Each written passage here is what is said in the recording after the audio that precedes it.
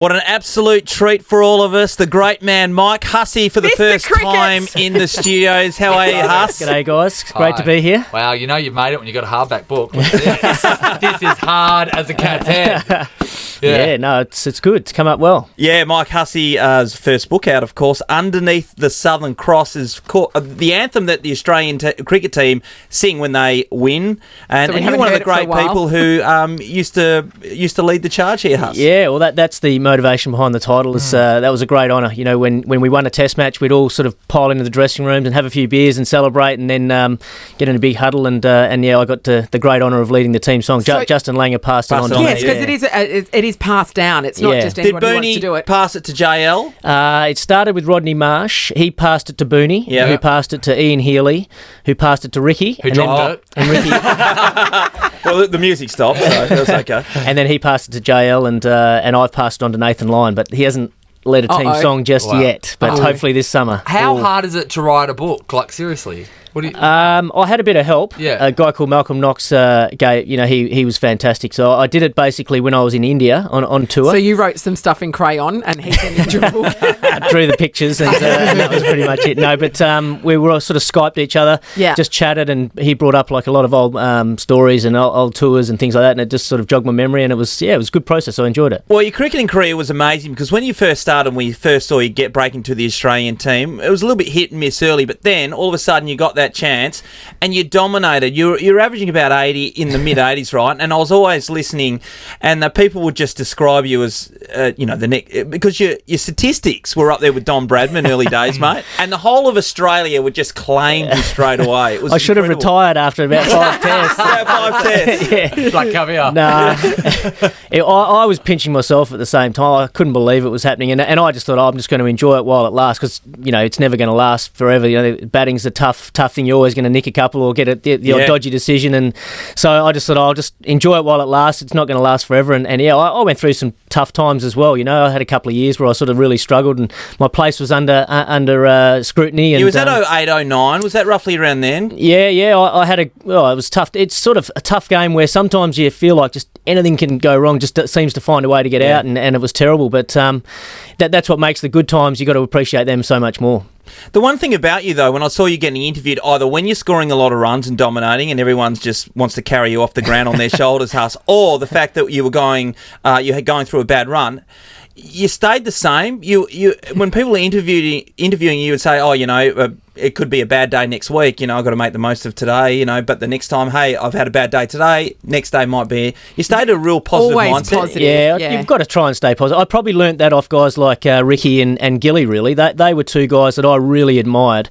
Whether they were going really well or the team was going really poorly or they were going poorly or whatever, they were just really consistent characters all the time. And I really admired that about those sort of guys. Great Now, characters. I flicked through the book and looked at the pictures first up, because I always like to see we know what you look like now. I always want to see what you look like when you're kids. There's a great picture of you in an under-17s team. Yeah, it's a bit you're a bit of a embarrassing. short ass, weren't you? Because they all look like great big hulking men, the rest of the guys in the team. And there's little skinny Huss I on know, the end. I was tiny as a kid, and I didn't have many shots, and I used to have to, deflect them and run hard between the wickets, and it was. I always felt, quite inferior and quite, I had to work a lot harder to try and catch up with those guys. Did in that picture anybody else in that team go on to greater things? Simon Kadich is in that team, in that team, and another good player was Robbie Baker. He played a lot for WA. It was a fine player as well. I think a few of the guys went on, so it was a good time. Hey, I've always wondered, and on the cover of your book, you've got your shirt's filthy. Do you get the stains out, or you just pick up a freshie? No, we get the stains out. No worries. Hang on, who gets the stains out? I'm guessing you guys aren't in the hotel room over the sink. I wish I could say that I did all my washing, but no, you just put it outside your hotel room every night, and they come back the next day, and it's clean as a whistle. So we get looked after very well. Challenge, haven't they? They're doing a great job. Now, Huss, I had a flick through. Obviously, it starts off with you telling us how you got into cricket, and you didn't start till you're about 12 years of age. You played for Whitfords and all that stuff. There's no story in here of the time you put a Voltaren suppository up Tom Moody's ass. Now, whereabouts I think it's in there. I'm pretty sure it's in there. I had a tough start with the WA team. They were, they really made you earn your stripes. Oh, wow. So, was Tom Moody willing? It was part of a big prank. I was this young punk, and they sort of called me. Tom called me over and said, "Huss, you're the 12th man. Can you, help me out?" And I said, "Yeah, mate. What do you want? Do you want Powerade or water, or what do you want to wash it down?" And he said, "No, I just need you to it's up to the second knuckle, And I was like, "Oh no, this is one of my idols, He's asking me to." So, and Justin Langer, another one of my idols, was right next to me, and he said, Huss, you're the 12th man. You got to get in there and help your teammate out. And I'm starting to sweat at this stage, But thankfully, they all burst out laughing as Tom was holding my hand, taking me to the toilet. I would have sticky taped on the end of a wicket. Yeah. So here you go. It's good idea. I didn't think of that. It's classic because I put the tentacles out to Gilly, and that's what he came through with. The first thing he said, asking him about that, put him on the back foot early. I've never been 12th man for WA ever again. Scary if start. anything's going to make you strive for excellence, it would be that. Exactly, yeah. Huss, can I ask you about your relationship with Michael Clark, how things ended towards the back end? And, there's been mention of the fact that you've talked about the culture.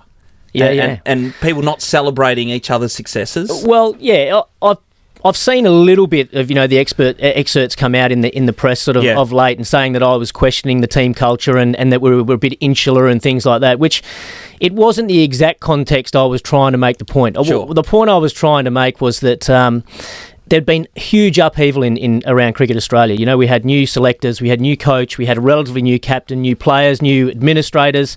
So it's perfectly natural for everyone to become a little bit insular and just get your head down and concentrating on your own job. And that's the point I was trying to make. It was a perfectly natural thing. But I did sort of bring this up with the coach, Mickey, at the time, and just sort of say, I think we just need to try and create an environment that is fun, it's enjoyable, it's relaxed, and because there'd been so much upheaval around Cricket Australia at the time. Yeah, sure. What about the whole thing that went down in India when, Shane Watson didn't do his homework and got sent home? What was your take on that whole debacle?